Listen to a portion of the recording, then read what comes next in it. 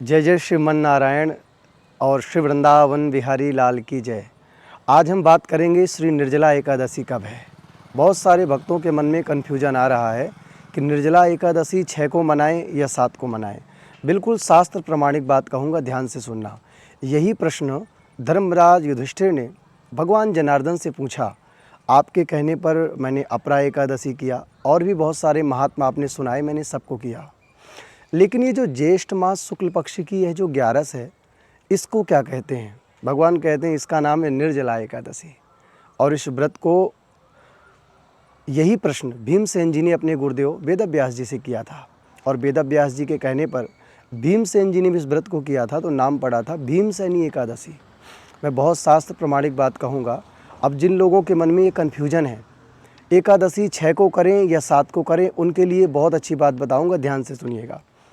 6 तारीख को जो एकादशी पड़ रही है वो दोपहर में आ रही है, रात्रि में आ रही है, रात्रि के काल में लग रही है। वो कुछ बज के कुछ मिनट से, आप सीधी सी बात समझिए। और उसका जो आपको पारण है वो सुबह ही करना पड़ेगा, दोपहर में। और जब तक सूर्योदय द्वादशी ना लगे तब तक एकादशी का महत्व नहीं है। 6 को भी पड़ रही है, 7 को भी पड़ रही है।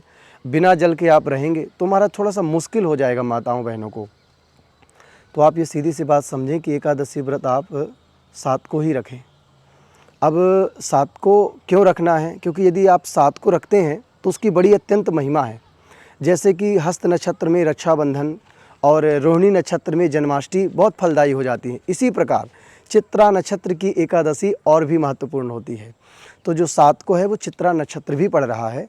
और धर्मराज युधिष्ठिर ने भगवान श्री कृष्ण से जनार्दन से पूछा है और उन्होंने उपदेश देते हुए कहा है कि नक्षत्र ग्रहों पे पड़ी एकादशी अत्यंत महत्वपूर्ण होती है। तो चित्रा नक्षत्र में पड़ रही है, शनिवार को पड़ रही है और रविवार को आप सूर्योदय के पश्चात पारण करेंगे। और यानी कि रविवार वाले दिन प्रदोष भी पड़ रहा है। तो दोनों योग अत्यंत सुलभ दुर्लभ योग बन रहे हैं। और एकादशी यानी कि जो निर्जला आ रही है, निर्जला करने वाला अगर साल की एक भी एकादशी नहीं कर पाता तो भी बहुत महत्वपूर्ण माना जाता है। तो आप इस एकादशी को भूल के भी ना छोड़ें। बड़े भक्ति भाव से श्रीमन नारायण और जनार्दन भगवान श्री कृष्ण का स्मरण करें और ओम नमो भगवते वासुदेवाय द्वादशाक्षर मंत्र का जाप करें।